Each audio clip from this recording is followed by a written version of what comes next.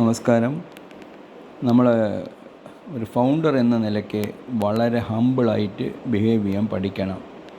എല്ലാവരെയും സ്നേഹിക്കാൻ പഠിക്കണം. ചിരിച്ച പുഞ്ചിരിയോടുകൂടെ ഈ സമയത്ത് എനിക്ക് ഓർമ്മിക്കാൻ കഴിയുന്നത് യൂസഫ് അലിക്കാനാണ്. ആ രീതിയിലുള്ള ഒരു പുഞ്ചിരി നമുക്കൊരു വലിയ സമ്പത്തായി നമുക്ക് മാറും.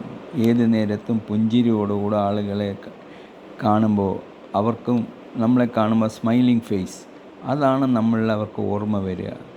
പല സ്ട്രെസ്സുകളുണ്ടെങ്കിലും ആ സ്ട്രെസ്സെല്ലാം മാറ്റി വെച്ച് ആരെ കാണുമ്പോൾ ഒരു പുഞ്ചിരിയോടുകൂടെ അവരെ സമീപിക്കുമ്പോൾ അവർക്കും സന്തോഷകരമായിരിക്കും. സോ ഫൗണ്ടേഴ്സ് എപ്പോഴും പുഞ്ചിരിയോടുകൂടെ എല്ലാവരെയും നല്ല സ്നേഹിച്ച് അവർ സംസാരം കൂടുതൽ ലിസണിങ് പവറാണ് ബിൽഡ് ചെയ്യേണ്ടത്.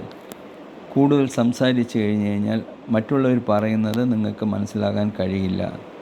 കൂടുതൽ ലിസൺ ചെയ്യുമ്പോൾ മറ്റുള്ളവർ പറയുന്നത് നിങ്ങൾ മനസ്സിലാക്കി അവസാനം നിങ്ങളുടെ പോയിൻ്റ് എടുത്ത് പറയണം. ആ പോയിൻ്റ് കേൾക്കുന്നവരെ നമ്മൾ മനസ്സിലാക്കാൻ വേണ്ടി കേട്ടുകൊണ്ടിരിക്കണം.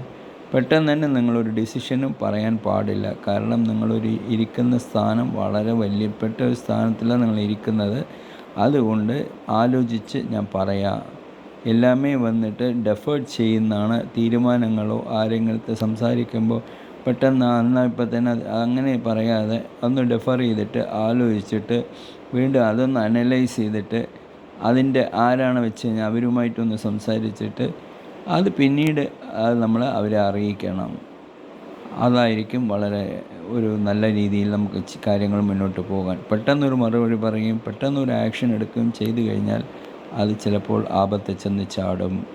അതുകൊണ്ട് എടുക്കുന്ന ആക്ഷൻ ടൈം എടുത്ത് ആക്ഷൻ ചെയ്യണം.